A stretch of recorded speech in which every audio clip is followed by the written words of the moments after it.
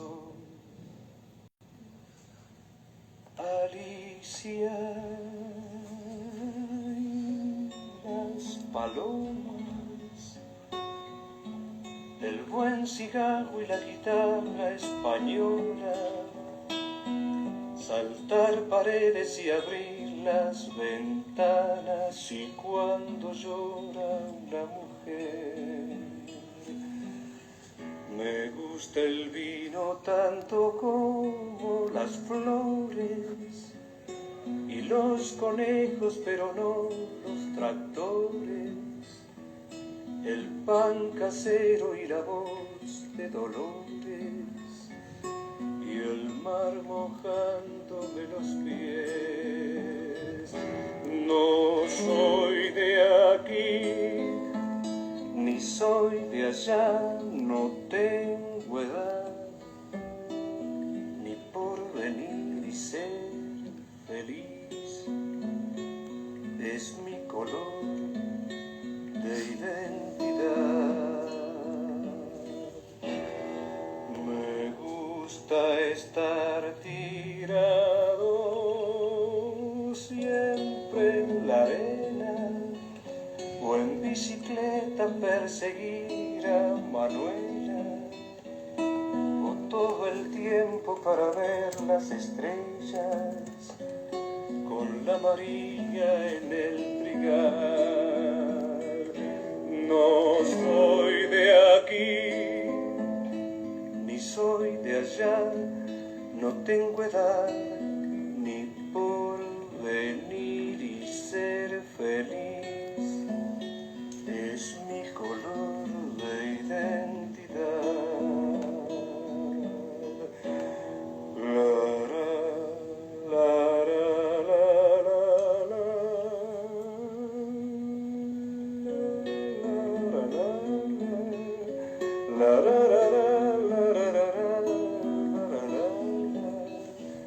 Estimados amigos digitales, es un placer para mí poder saludarles, darles las gracias por estar allí, por seguir siempre este espacio. Reciban mi abrazo virtual, mi cariño, mi respeto y mi agradecimiento por siempre estar allí. Estuvimos escuchando allí una canción sublime de Facundo Cabral. No soy de aquí, no soy de allá. Con eso, bueno, comenzamos el espacio del día de hoy. Nuestro invitado de este día es el exrector de la UCB, médico, cirujano, político, analista político, articulista y rector del CNE, Luis Fuenmayor Toro, a quien ya tenemos por allí, y vamos a saludar. ¿Cómo estás, Luis? Muy bien, ¿cómo estás tú? ¿Cómo te va? Muchas gracias por la invitación. Gracias a ti por acompañarnos el día de hoy e iniciar una conversación. Luis. Tú sabes que los viejos como yo, la cuestión tecnológica, aunque la manejamos, nunca nos sentimos como se sienten los muchachos como tú en su manejo, pero afortunadamente parece que está funcionando. Gracias por lo de muchachos, pero ya yo uso pantalón largo.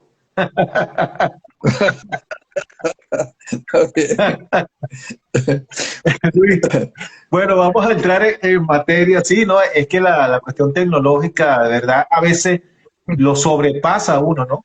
Y los chamos sí son, bueno, pues. Así es. Expertos, todos los chamitos. Mira, bueno, vamos a comenzar como siempre, Luis, y es preguntándote al día de hoy, 10 de febrero del 2021, ¿cómo observas el país político? ¿Cómo ves la Venezuela de este momento? Bueno, mira, es una pregunta como para estar conversando bastante tiempo. Vamos a tratar de ser breve y resumirlo, la respuesta. En primer lugar, hay una nueva Asamblea Nacional que está funcionando. El gobierno está dirigiendo la Asamblea Nacional, no solo porque la preside Jorge Rodríguez, sino además porque es quien lleva las iniciativas que en general se están aprobando. Yo noto allí que el gobierno está utilizando el poder legislativo que está en su poder, porque tiene mayoría, bueno, más que absoluta, en el mismo, casi total. La está utilizando para el desarrollo de su política. Ya no es solamente el poder ejecutivo, el judicial, el electoral, el ciudadano, sino ahora también es la Asamblea Nacional, cosa que no tenía en los 5 años anteriores, porque la constituyente nunca llegó a transformarse realmente en un poder legislativo nacional. Creo que ni aceptado ni por el gobierno ni por nadie, pues, ¿no? En cambio, la Asamblea Nacional tiene una legitimidad que, aunque algunos no la acepten, bueno, tiene una legitimidad electoral que es indudable y de hecho está actuando y la gente la está tomando como la Asamblea Nacional. El gobierno se prepara para un cambio, sobre todo en materia económica. Yo no diría tanto en materia política, aunque los cambios políticos tienen que acompañar a los cambios económicos, porque si no, no hay credibilidad en los cambios económicos. El gobierno se prepara para un cambio económico importante, que significa una política, mira, muy cercana a la política neoliberal, pues, claramente. Un incremento, por ejemplo, de todas las tarifas de los servicios. Ya el AVA fue incrementado enormemente. O sea, si viene un incremento de otros servicios. La electricidad, que ya había empezado a subir, pues va a subir mucho más. Y los venezolanos vamos a saber ahora lo que significa realmente el pago de estos servicios, como se hace en otros países. Con la diferencia de que nuestro ingreso está por el suelo, pues no va a ser capaz de soportar este aumento en precio de servicio, a menos que el gobierno también comience a tomar las medidas necesarias para elevar el sueldo de todos los trabajadores, los empleados públicos, y comenzar una nivelación de sueldo hasta un nivel parecido al que tienen los otros países latinoamericanos. Entonces nosotros vamos a ver en el futuro la venta de los activos nacionales. Ya por ahí vemos que Movistar, por ejemplo, es posiblemente uno de los activos que se va a subastar, diría yo, a rematar, ¿verdad? En forma parecida a como Luis Herrera Campín hizo con la CanTV en su momento, que después de deteriorarla, empezó aquello con la expulsión de la CanTV de todos los ingenieros venezolanos, lo cual llevó a la CanTV pues a deteriorarse rápidamente, y en el momento en que estaba más deteriorada pues la venden a precio de gallina flaca, lo cual les facilita la venta porque, bueno, habrá muchos compradores para esos montos. Bueno, eso va a ocurrir con Movistar. Eso están planeando hacer hasta con la misma PDVSA, ¿verdad? No sé si llegarán a hacerlo en su totalidad, pero vamos por una vía en donde el modelo económico no va a ser muy distinto de lo que hemos visto hasta ahora. Pero gasolina. Eso es contradictorio, Luis. Si este es un gobierno Totalmente comunista, ¿cómo es posible que aplique el capitalismo salvaje del que habló Juan Pablo II? Bueno, es que ese es el capitalismo que va a aplicar y que está aplicando. Lo que no pudieron aplicar en el pasado, Acción Democrática y Copey juntos, porque hubo una resistencia muy grande de la población. Y dentro de esos partidos también hubo resistencia.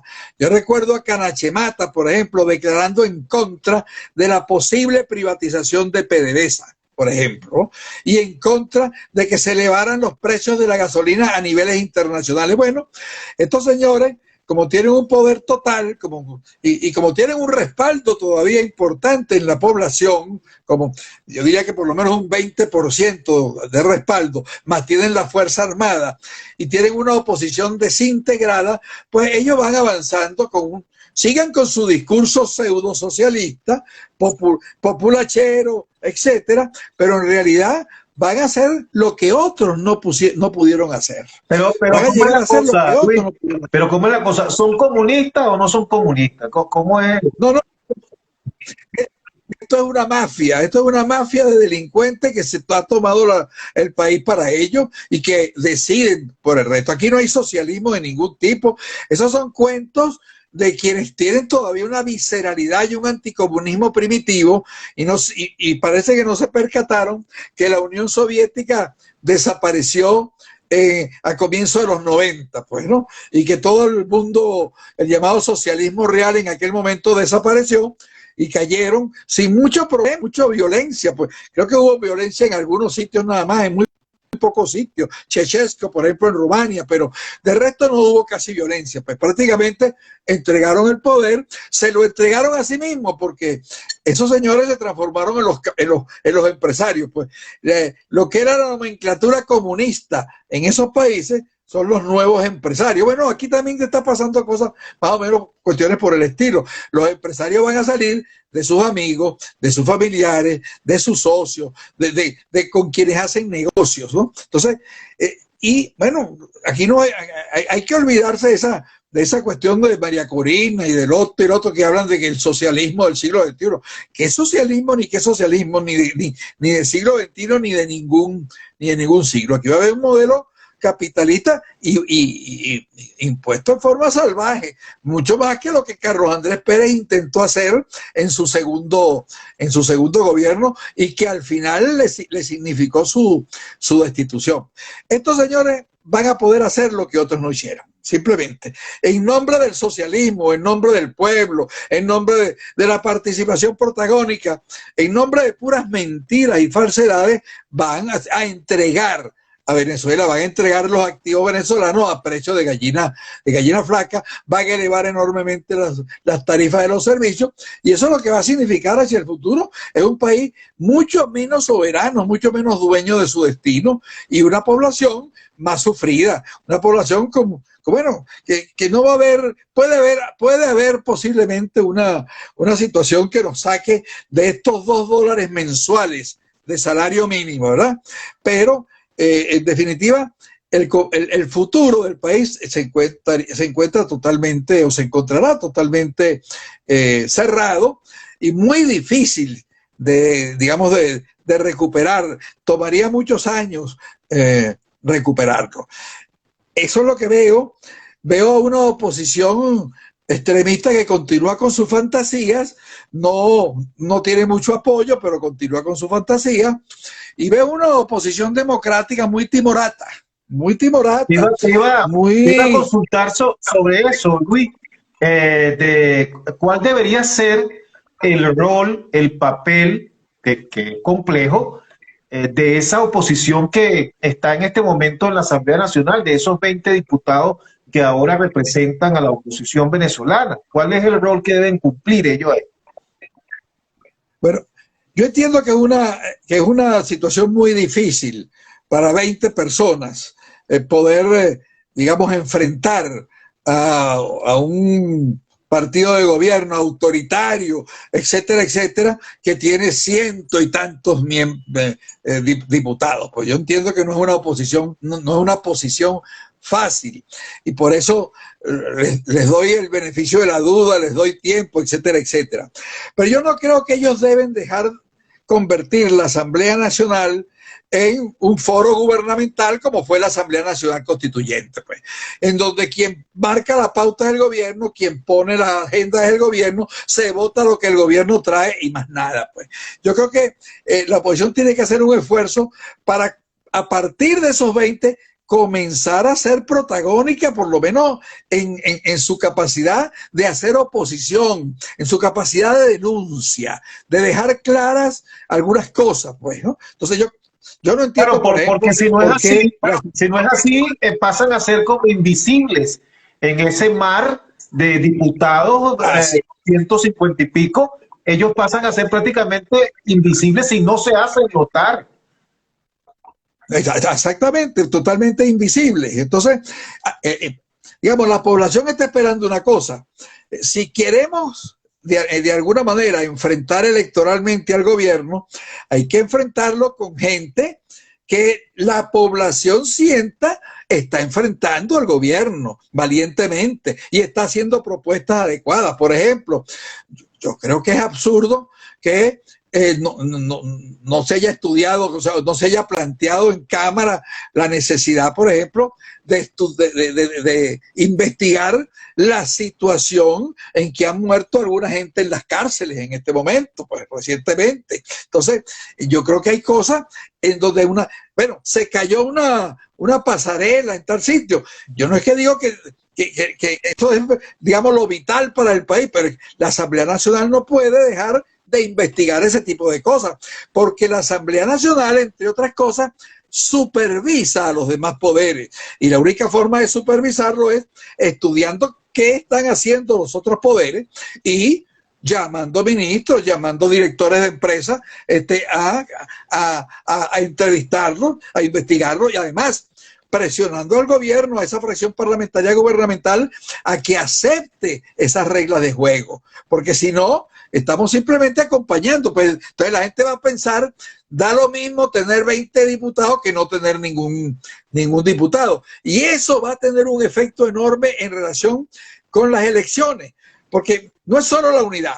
Hay que tratar de lograr una unidad opositora. Yo estoy de acuerdo con eso, entendiendo que nunca va a haber una unidad total, porque tú no puedes unir agua y aceite y vinagre, no los puedes unir, ¿verdad? Entonces, habrá gente que no se va a unir, porque tiene una política distinta. Quien está hablando de invasiones, quien está hablando de golpes de Estado, quien está hablando de ese tipo de cosas, no se puede unir con quien está hablando de elecciones, etcétera, etcétera, y de vía pacífica y de democracia, etcétera. Ahí no hay unidad. Pero se puede tratar de lograr la mayor unidad posible. Pero esa mayor unidad posible requiere de un liderazgo que además sea percibido por la gente como un liderazgo distinto, ¿verdad?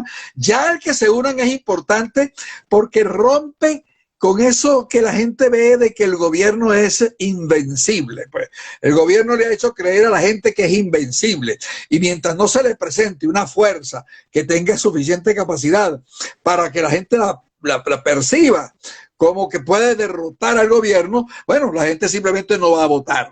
Ahora, si hay unidad y si aparece esa fuerza, bueno, eso es un elemento de avance en el cual tiene que trabajar toda esa oposición, y ojalá trabaje mucho más intensamente y mucho más exitosamente que lo hizo para las elecciones de Asamblea Nacional, donde no hubo tal unidad, sino que cada partido o cada grupito de partidos se fue por su cuenta. Ahora Luis, una vez que tienes eso, cosa, pero están haciendo los partidos políticos en béisbol. Hay una cosa que se dice seguir el librito, ¿no?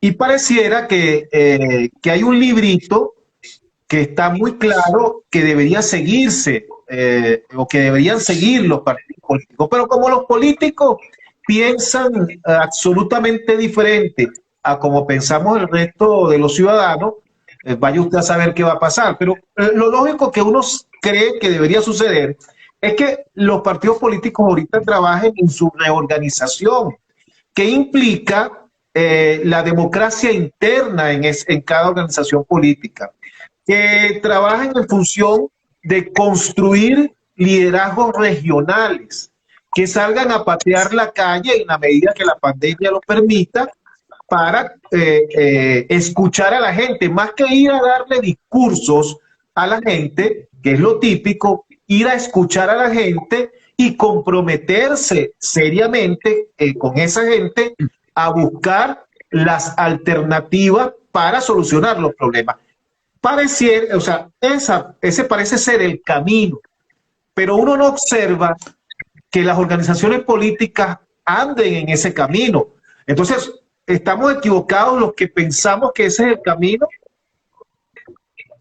¿O están equivocados ellos? ¿O están equivocados? Bueno, fíjate, yo veo que en algunos estados se están, incluso gente no de partidos políticos, está convocando a los partidos y está organizando movimientos unitarios para tratar de enfrentar las elecciones que nos vienen. Pues. Yo sé de esas cosas, están ocurriendo creo que en Nueva Esparta, están ocurriendo en Sucre, están ocurriendo en Lara, están ocurriendo en algunos sitios en forma espontánea. Pues.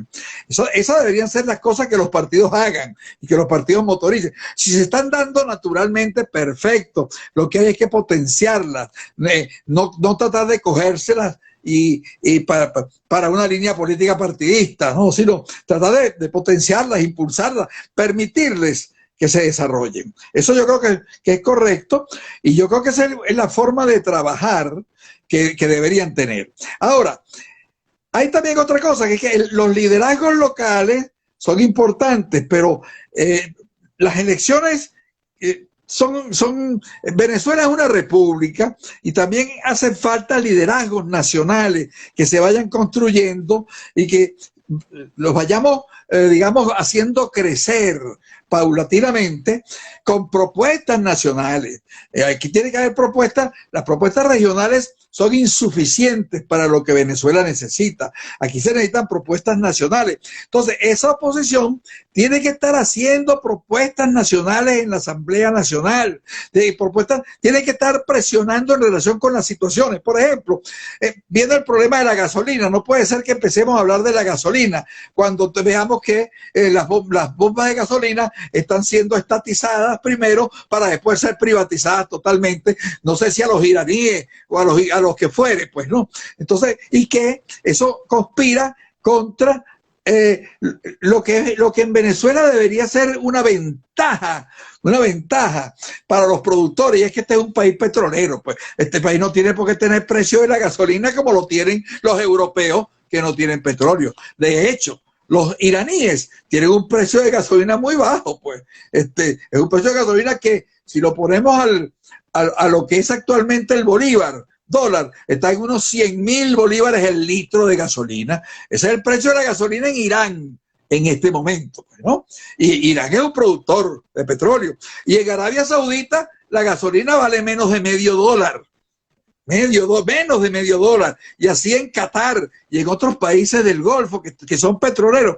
Entonces yo no creo que aquí sea lógico pensar llevar la gasolina al medio dólar que está ahorita o a un dólar, como algunas personas piensan, pues, porque eso va contra incluso la producción nacional. El productor nacional tiene que tener esa ventaja comparativa, y el usuario nacional, que es el pueblo de Venezuela, también tiene que disfrutar de esa ventaja comparativa en lo que significa servicio eléctrico, por ejemplo, en lo que significa transporte, que son dos servicios que inmediatamente se irían por las nubes al elevarse los precios de los combustibles. Entonces, ese tipo de cosas tienen que manejarla desde la Asamblea Nacional, desde ya retar al gobierno en ese sentido, retar al gobierno en el sentido de, bueno, ¿qué pasó con el líder del indígena Pemón que murió? ¿Quién es el responsable de eso? Entonces, que la Asamblea Nacional abra una averiguación sobre eso, que llame al fiscal.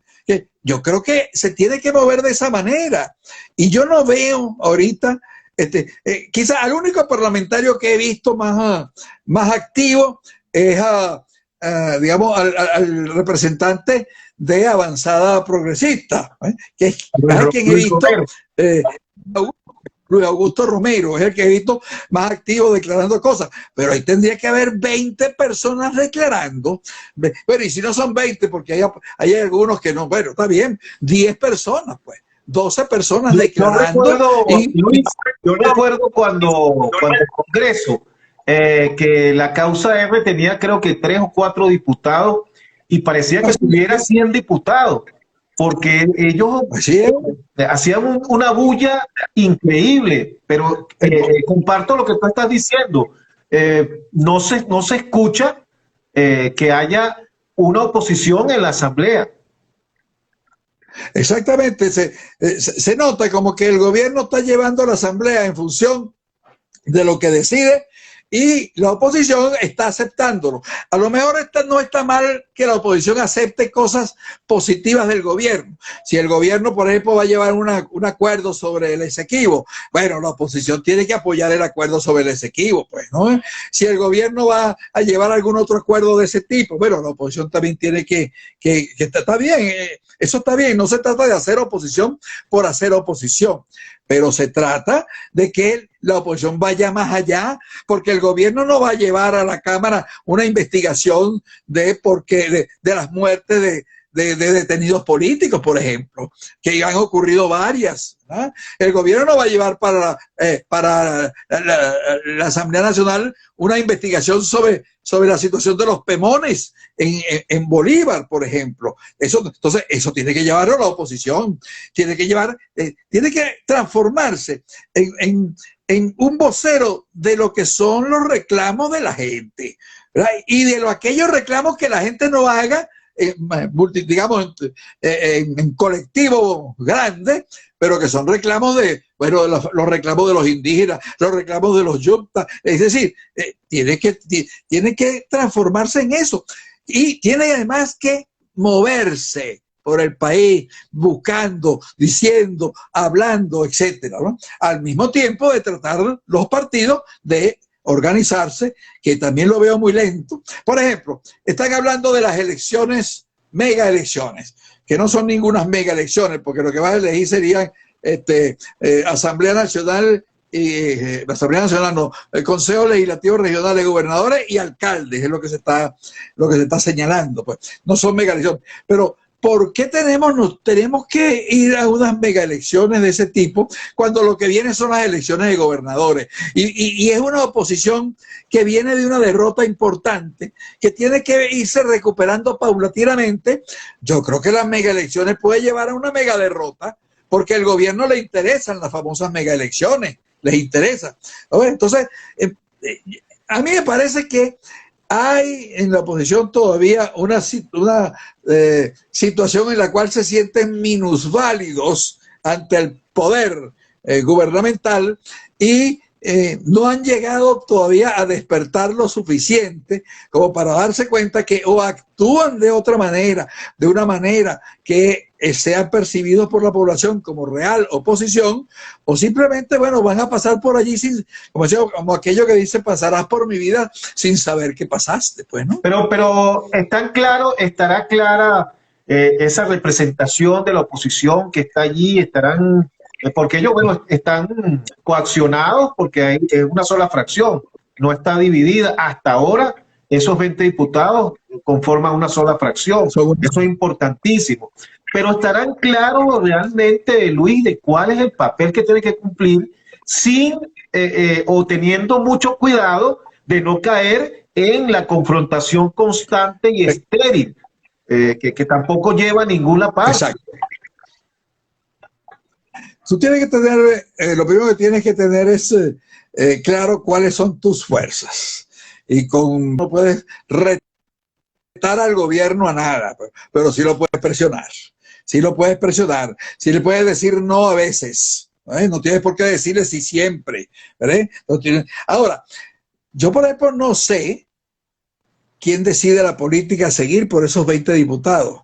Si son los diputados, si esos 20 diputados se reúnen y son ellos los que deciden, o si lo deciden los partidos que ellos representan.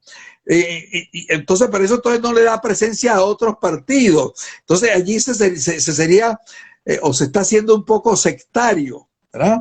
Yo creo que los partidos deberían reunirse y deberían ir formando una coalición que toque ese tipo de temas, porque pensar que porque están en la Asamblea Nacional y porque tienen experiencia, ya ellos tienen todo claro y digamos, y no tienen que recibir consejos de nadie, me parece una actitud muy infantil y muy sectaria por parte digamos, de esos parlamentarios, o quizás ni siquiera de esos parlamentarios, sino de los partidos a los cuales pertenecen esos parlamentarios. Te lo digo,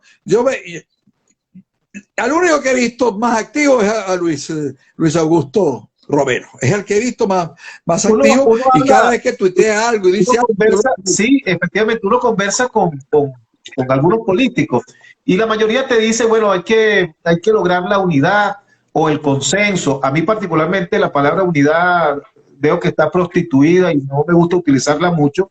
Yo preferiría hablar de consenso, entonces hay que llegar a consenso, pero entonces resulta que tienes casos como lo que pasó el año pasado, el 6 de abril, que el MAS fue por su lado, Soluciones y Redes fueron por su lado, Unión y Progreso, que es el partido que está ligado a Eduardo Fernández, fue por su lado también. Eduardo.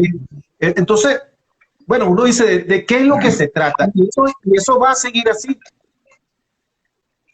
Yo lo que pienso es que está siguiendo así.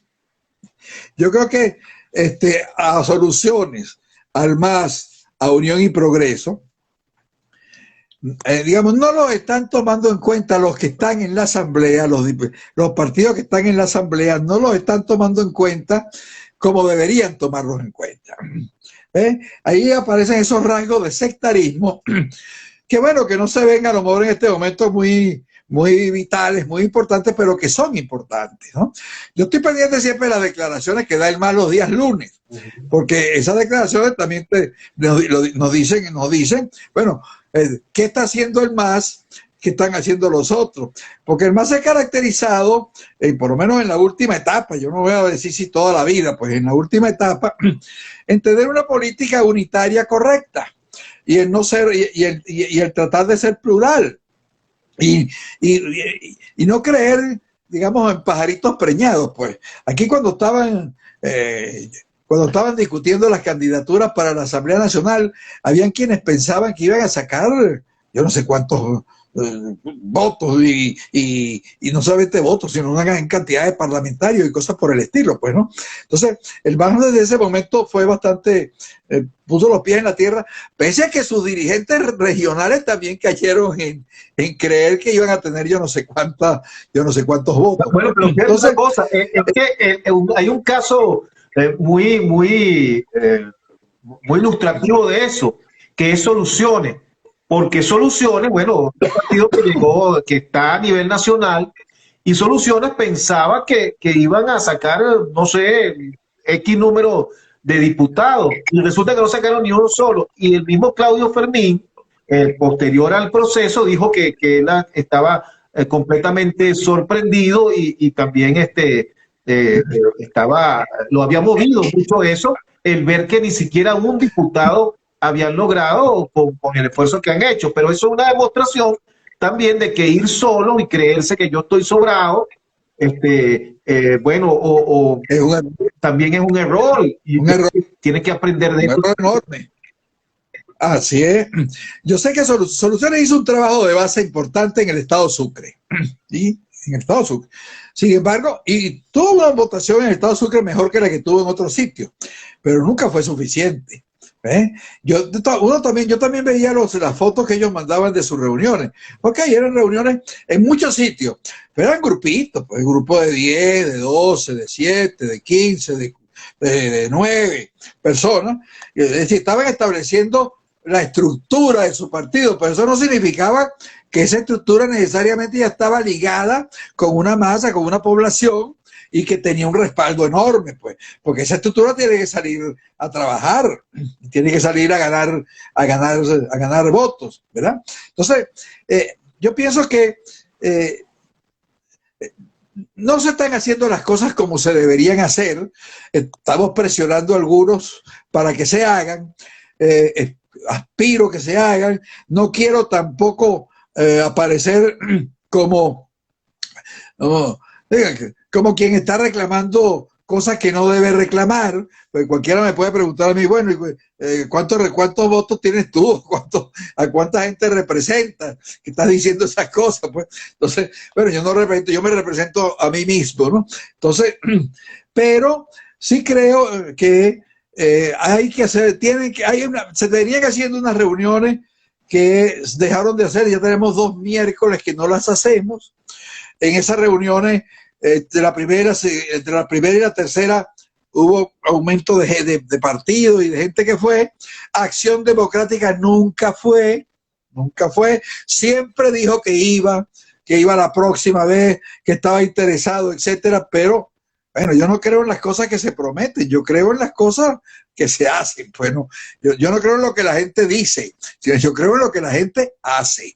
Entonces, yo creo que aquí, de no ser así, nosotros, digamos, la oposición no va a alcanzar ni 8 gobernaciones, que fue una meta que yo me puse en un momento dado. Dije, vamos a trabajar por ganar 8 gobernaciones.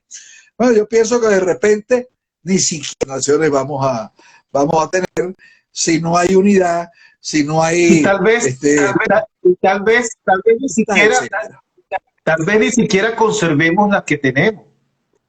A excepción del Táchira, que, oye, sería casi increíble que la gobernadora, con el trabajo que ha hecho, vaya a perder las elecciones, pero en la situación en que está la oposición, mira, la oposición no tiene recursos económicos, no tiene, está desorganizada, está dividida. Por otro lado está el hecho real de que la gente manifiesta, Luis, en las encuestas, y bueno, el 6 de diciembre lo ratificó, que no cree ahorita en nadie, que no cree en líderes políticos. Entonces, frente a ese cuadro, vamos a ir a un proceso electoral con muchas cosas en contra, y además entonces ahora se le liga esto de la mega elección, que bueno, sí, absurdo. Es una cosa como uno la ve como absurda, ¿no? Y entonces te dicen que lo que la plantea, te dicen que no, que esa va a ser la mejor manera de lograr llegar a acuerdos si se va a una mega elección. Bueno, no sé qué tan sólido sea ese argumento, pero bueno, esa es la situación que tenemos ahorita. Ahora, la sociedad civil, esa cosa que uno no sabe a veces con qué se come, Luis, que llaman la sociedad civil. ¿Cuál debería ser en todo esto el papel de esa sociedad civil? Bueno, yo creo que el papel de eso que llaman la sociedad civil, que son, digamos, los movimientos sociales, pues en general, el pueblo, pues en general, la ciudadanía, debería ser, pero digamos, no dejar las cosas solamente en manos de los partidos políticos.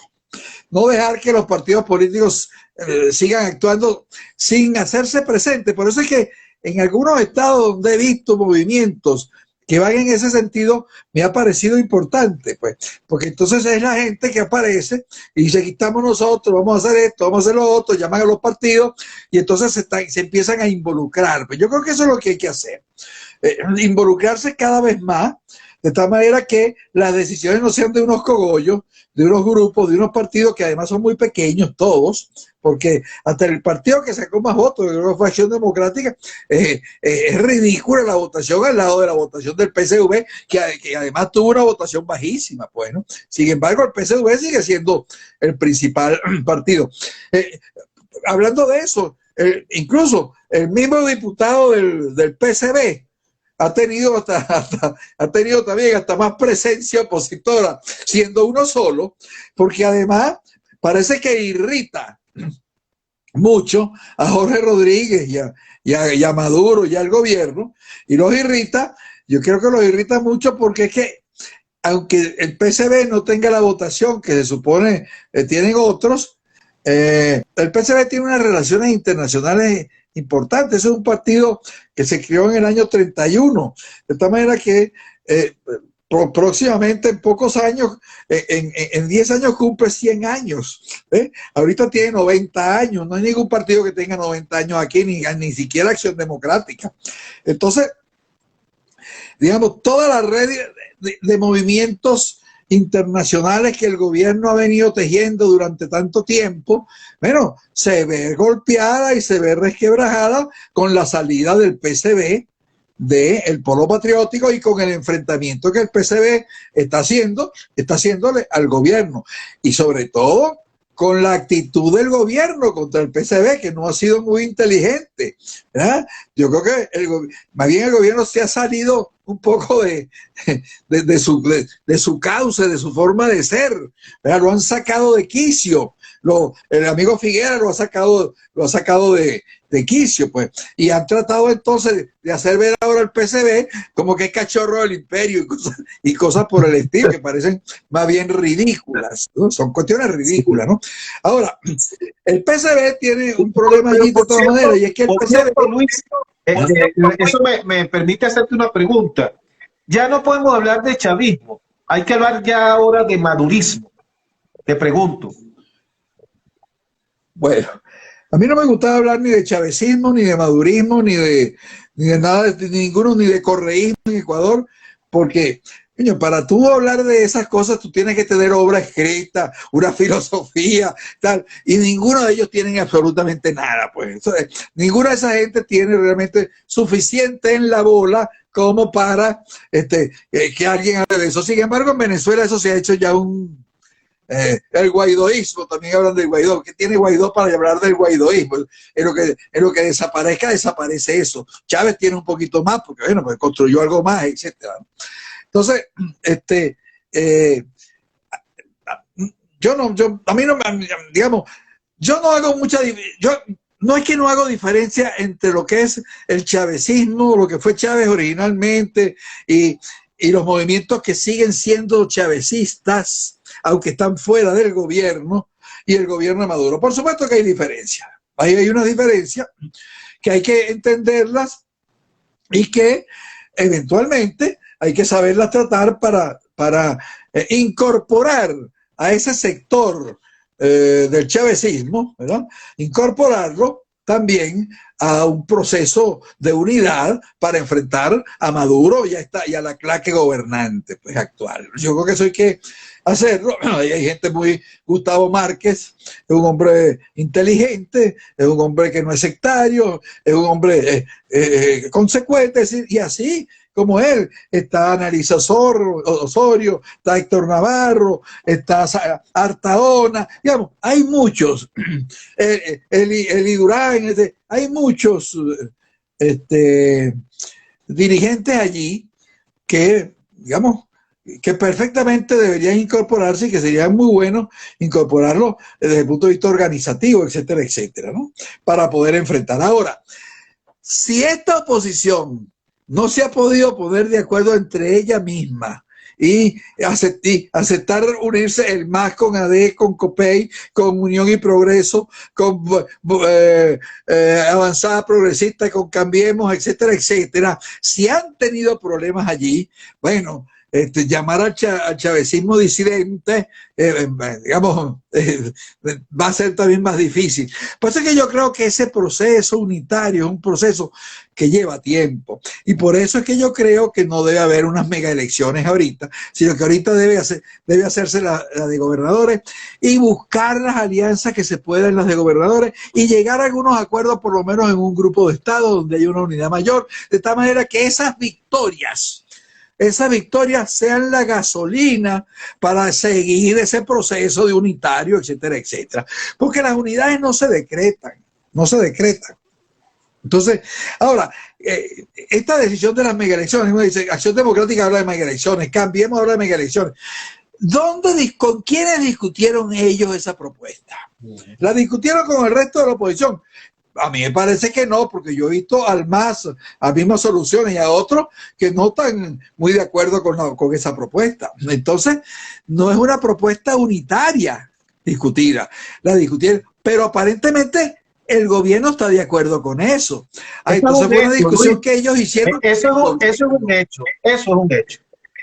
Si hablamos claro, eso es un hecho.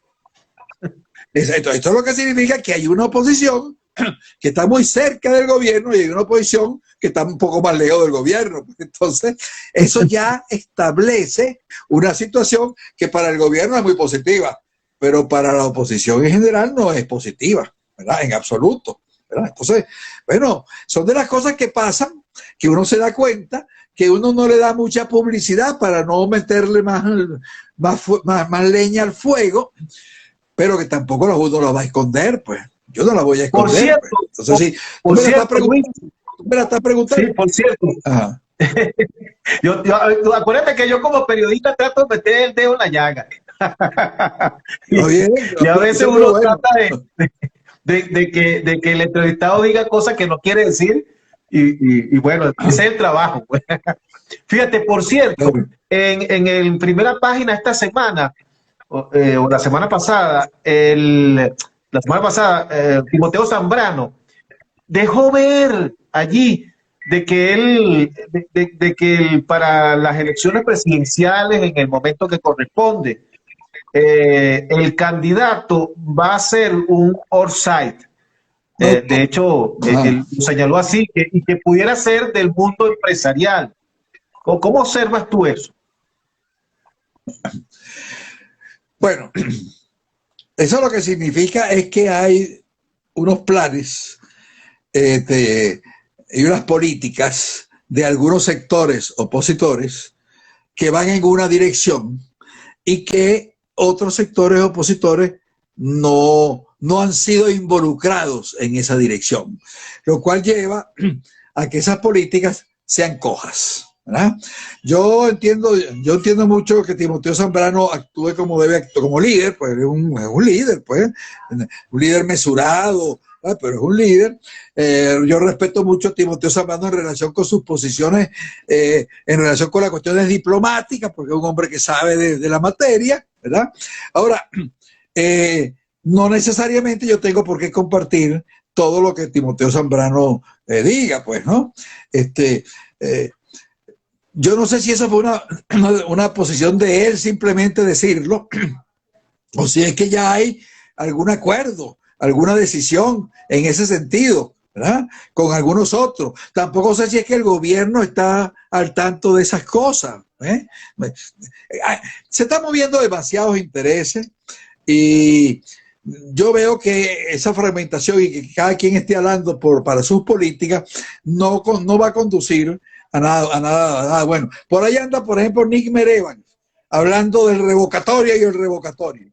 Oye, un revocatorio le vas a hacer tú cuando sacaste cuántos votos ahorita y tienes que sacar más de 6 millones y pico de votos para poder revocar a Maduro. Entonces tú vas a llamar a un revocatorio para perderlo. Son 4 y entonces tú pierdes 4 millones de firmas que creo que más de 4 millones de firmas tienes que recoger previamente y que sean validadas por el CNE, de paso.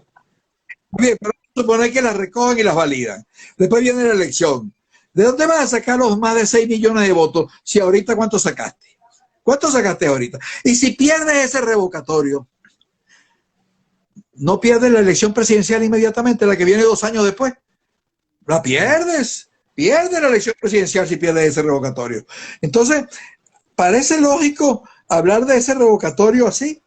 Si vamos a las elecciones de gobernadores y la oposición gana 19 gobernaciones, después va a las gobernaciones de alcaldes y ganas 300 alcaldías, entonces tú dices, vamos al revocatorio. Pero si vas a las elecciones de gobernadores y ganas 4 o 5 gobernaciones, y vas a los alcaldes y ganas 20 alcaldías, 25 alcaldías, 30 alcaldías, entonces vas a ir a un revocatorio. Yo creo que la gente debe dejar las cosas para su momento, ¿verdad? Haberse montado en el revocatorio en el pasado y haberse olvidado de las elecciones de gobernadores fue la causa que después, cuando vinieron las elecciones de gobernadores, la oposición apenas sacó 5 gobernaciones. Y perdimos Entonces, perdimos el chivo y el mecato. Perdimos el chivo y el mecato. Así es, vamos a seguir repitiendo. Y vamos a seguir repitiendo. Ahora, vamos a pareciera entonces que alguna parte de la oposición va a seguir trabajando para el gobierno. Yo no estoy diciendo que lo hace conscientemente, ojo, ni que hay un pacto entre el gobierno y no, yo no estoy diciendo eso, pero hablar de revocatorio en este momento es trabajar para el gobierno. Así lo digo claramente, porque tú no puedes hablar de un revocatorio cuando necesitas más 6 millones y medio o más 6 millones y no sé cuánto fue que sacó Maduro. Entonces, necesitas un voto más de lo que sacó Maduro. Entonces, y ahorita, ellos no sacan esa votación. Entonces, ¿y cuánta votación sacó? Además, pero es que además lo están vendiendo como nuevamente como la salida, como la panacea, como la salida rápida de esto. O sea, vuelven, ¿dónde está la capacidad de reflexión, de análisis de lo vivido. ¿Dónde está? Uno no lo ve. Así es. Entonces es cuando uno se plantea y uno dice, y lo dicen las encuestas, y lo dicen muchos analistas, y lo dicen muchos académicos, bueno, la dirigencia que tenemos o que ha tenido la oposición durante estos años ha sido altamente mediocre. No queda otra Totalmente. Totalmente. Ellos son los responsables de que haya ocurrido lo que haya ocurrido, pues. Nada más con el golpe de Estado de abril del 2002 le dieron al presidente Chávez el control de la Fuerza Armada total, el control total de la Fuerza Armada. Y después con el sabotaje petrolero le dieron el control total de PDVSA. Y después con la abstención en 2005 le dieron el control total de la Asamblea Nacional. Para decirlo menos, pues, para no meterme en bagatelas, sino hablar de las cuestiones fundamentales. Entonces ahí está. Entonces ahora van a seguir en eso. Y esto sigue, pues, porque el Guaidó sigue con la cuestión y el Leopoldo López sigue. Y este muchacho que acaba de entrevistar Vladimir que reconoce unas cosas, pero todo es lo que dice. No le supimos explicar a la gente nuestra política. O sea, que la política de ellos era correcta, sí, pero no se la supieron explicar a la gente. Sí, sí. ¿Tú te imaginas eso? Oye, francamente. La gente porque, bueno, o sea, que la gente es bruta. Lo que quiso decir es que la gente es bruta. Pues, claro. La gente bruta que no entendió esa maravilla de política de ellos. Pues, entonces, ahora, con esa gente no hay que contar, ¿verdad? No hay que contar, pero a mí no me preocupa tanto ellos, porque ya yo sé por dónde van ellos, ¿verdad?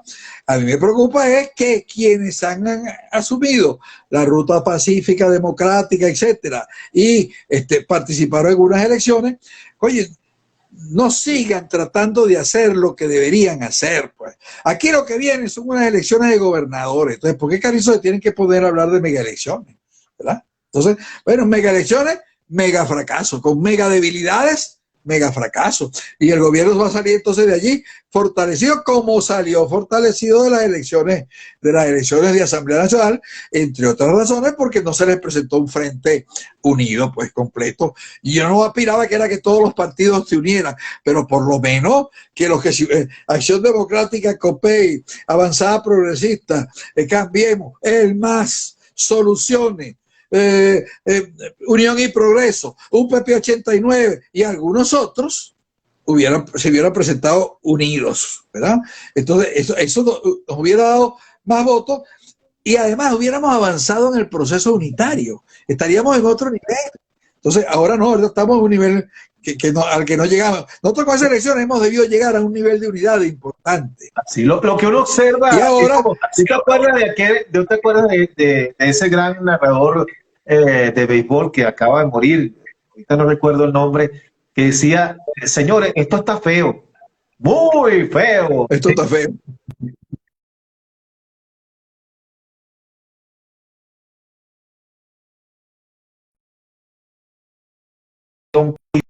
País fea, ¿eh? Y la situación política también está fea, no se ha aclarado como debería haberse aclarado. Nos queda pocos minutos de la entrevista, Luis, y no quisiera dejar de tocar contigo lo relativo a la pandemia, al manejo de la pandemia que ha hecho el gobierno y a esto de la vacuna y oye, hay tanta incertidumbre sobre si vamos a poder adquirir las vacunas. Por cierto, ahora se está reconociendo a la vacuna hecha por los rusos como la mejor, la que está dando mejores resultados. ¿Qué nos puedes decir al respecto? Mira, todas las vacunas que existen son más o menos similares en su eficacia. Todas están por encima del 90%, excepto la vacuna china, que es la vacuna más simple, que no se metió, que no se metió a buscar partes del virus ni se metió con el ARN, sino que trabajó una cuestión más general, más tradicional, que tiene como un 70 y tanto % efectividad, pero que tiene muchas posibilidades en relación con la forma de traslado, de almacenamiento, de transporte, etcétera. Tanto que los brasileños ya hicieron un acuerdo para utilizar vacunas chinas. Es decir, Bolsonaro, que supuestamente es antichino, entonces va a utilizar la vacuna china y va a utilizar otra vacuna. Es una de las cosas que el gobierno debería hacer. No hablar de una vacuna, sino hablar de una cesta de vacunas. Entonces, porque te va a permitir tener vacunas producidas por distintos laboratorios, por distintos países, y eso te va a permitir tener más vacunas que cuando te metes con una sola vacuna. Yo tenía absoluta seguridad que la vacuna rusa iba a ser una vacuna buena, porque el instituto de donde sale es un instituto con amplia experiencia en eso, y porque yo leí los trabajos originales y ya sabía que iban bien encaminados. Pero lo que pasa es que en Venezuela la gente ha ideologizado ahora hasta las vacunas. Pues yo, cuando vacunaba a mis hijos, nunca le preguntaba al pediatra, mire, ¿de qué país es esa vacuna? Para ver si se la pongo o no se la pongo, ¿no? Yo le ponía la vacuna, pues ya está. No me importaba de qué país era. Entonces, bueno, ahora no. Ahora resulta que para poner la vacuna, entonces si es rusa no me gusta. Y los cubanos tienen 2 vacunas que están y los cubanos también tienen experiencia en vacunas. Es decir, aquí lo que debería haber es hablar de una cesta de vacunas, porque va a ser difícil lo de la vacunación, porque exige una logística enorme. No es solamente la intención, es el número de vacunas, los viales, son las inyectadoras, es el transporte. Es una situación realmente compleja y difícil hacer una campaña de vacunación, que además son 2 dosis en todas esas vacunas. Tienes que ponerle una y después al mes tienes que ponerle la otra, y si no le pones la otra no hay vacuna, no estás vacunado. Entonces, y en Venezuela puede perfectamente pasar eso, de que ponen la primera dosis y de repente, oye, no hay la logística para poner la segunda y cosas por el estilo. Esas son cosas que pueden pasar en Venezuela. Entonces, acaban de llegar 100.000 dosis de vacuna rusa. Esas 100.000 dosis no se sabe si son 100.000 dosis, si esas que incluyen las 100.000 de la primera y las 100.000 de la segunda, o solo son las 100.000 de la primera, porque no lo dicen. Yo voy a suponer que son las 100.000 de la primera y las 100.000 de la segunda, pues, que ahí tiene, a esos 100.000 quedan vacunados. Pues. Entonces, el gobierno tendría que establecer inmediatamente que va a vacunar al personal de salud primero que nadie. El personal de salud primero, los que estén atendiendo a los pacientes primero que los demás, ¿verdad? Ahora, 100.000 no es nada, eso no es nada. 100.000 unidades. Aquí, para tú lograr con la vacunación tener una inmunidad que sustituya la inmunidad de rebaño, o sea, parecida a la inmunidad de rebaño, tú necesitas vacunar para más del 70% de la gente. Entonces, aquí hay 28 millones si hubiera 30 millones, 10% serían 3 millones, 3 por 7, 21 millones sería 70%, como lo que hay son 28, bueno, ponle tú que necesitamos vacunar unas 19 millones de personas, y hay que verle la cara a vacunar 19 millones de personas. Lo que significa eso, no lo puedes hacer todo en un día, se te va a pegar. Entonces, cuando no has terminado de poner la primera dosis, tienes que empezar a poner la segunda dosis de los otros. Es una logística brava, una logística difícil, que puede hacerte pensar que, bueno, aquí vamos a pasar más de un año en eso, pues, y cuidado si llegamos al 2022 y todavía estamos vacunando. Si tenemos además las dosis, porque resulta que, de acuerdo a lo que dijo la Organización Mundial de la Salud, los países desarrollados se han cogido todas las vacunas para ellos, pues. Digamos, son los que tienen las vacunas, los países. Los demás no tienen vacunas. Eso se veía venir. Se veía venir. Claro, los cubanos en cambio están haciendo su vacuna y ellos van a hacer 10 millones de dosis, ellos van a vacunar a los cubanos. Ya está, ellos van a resolver su problema. Posiblemente ya tienen negociado con Vietnam y con otros países la vacuna cubana, que son 2 vacunas. La soberana no sé si es 1 y 2 o 5 y 6, no sé cómo, porque con los números uno me enredo. Entonces, pero las soberanas son una vacuna que posiblemente pueden también llegar aquí. El gobierno que tiene relación con Cuba, bueno, puede perfectamente también buscar esa vacuna. La vacuna china también la puede buscar. Es decir, una cesta de vacunas que la que van a dar la que van a dar la OPS, la Organización Mundial de la Salud, que también es una vacuna muy adecuada. Bueno, entonces, con 4 vacunas, ponle tú, que tenga la vacuna china, la vacuna rusa, esa que tiene la OPS y la vacuna cubana. Entonces tú tienes 4 en esa cesta, bueno, estás en mejor posición que si solamente tienes una vacuna. Todas esas vacunas van a ser efectivas. Esas vacunas no producen, todas producen más o menos los mismos efectos secundarios, que son efectos secundarios muy leves. Por cierto, Luis, y ya para terminar, ¿sí? La Organización Mundial de la Salud acaba de regresar de China, de investigar lo relacionado al origen del virus, y acaba de señalar que no encontró que el virus proviniera del animal. De un laboratorio. Ajá. Entonces, o sea, el virus proviene de animales, lo que no sabe es todavía no se sabe cuándo se inició y en qué animal, etcétera.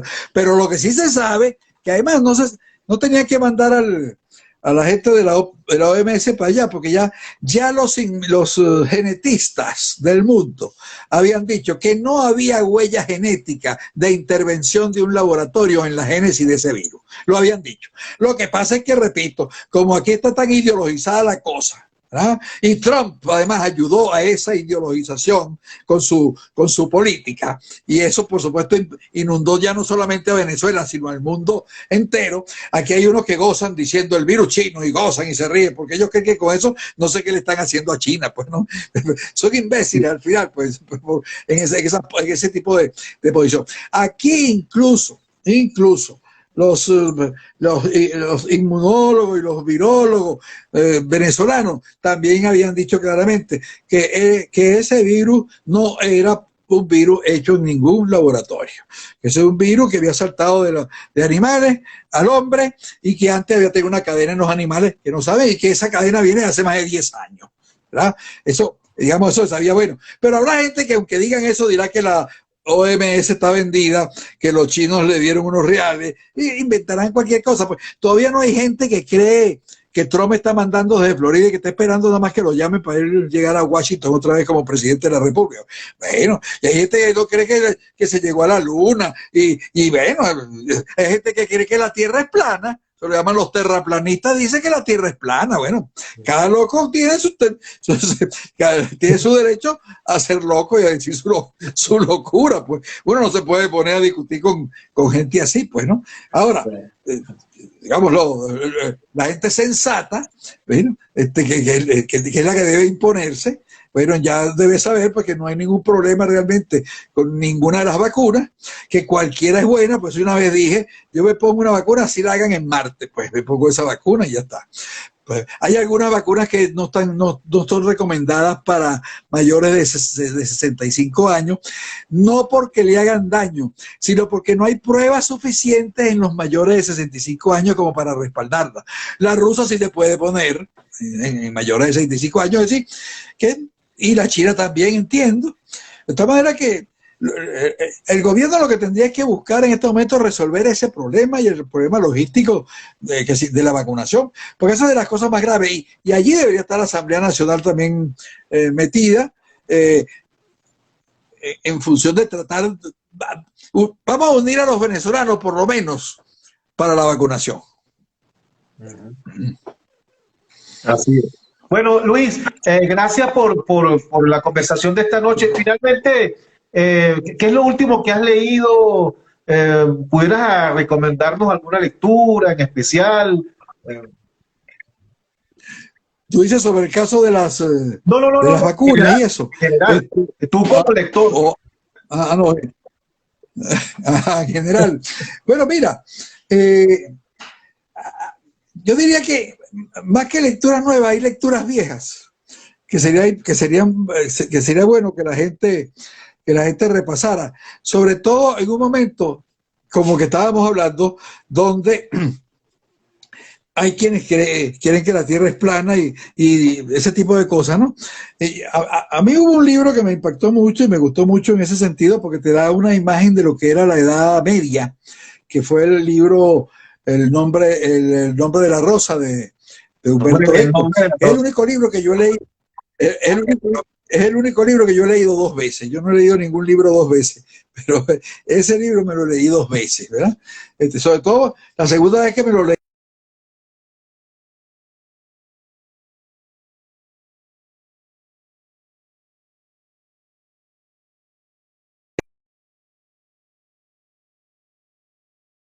de afuera y entonces desde afuera viendo las ventanas y después se mete de noche y entonces él logra saber cuál es el plano viéndolo desde afuera. Yo traté de hacer eso para ver y realmente Humberto Eco es un genio en ese sentido. Si tú haces lo que dice Baskerville, tú puedes llegar a saber cuál es el plano de la biblioteca con la información que tenías desde afuera, pues, ¿no? Entonces ese libro a mí me parece muy, muy importante, sobre todo porque aquellas discusiones de que si los ángeles duermen, cuál es el sexo de los ángeles, si Dios es tan todopoderoso que puede levantar una piedra tan grande y tan pesada, si puede crear una piedra tan grande y tan pesada que él mismo no pueda levantar, cosas así. Eso se ve muy claro en las discusiones que hace Baskerville con el cura ciego en esa novela. Es una novela que yo le recomendaría mucho a la gente, porque además digamos, de distracción, enseña mucho. Qué bueno.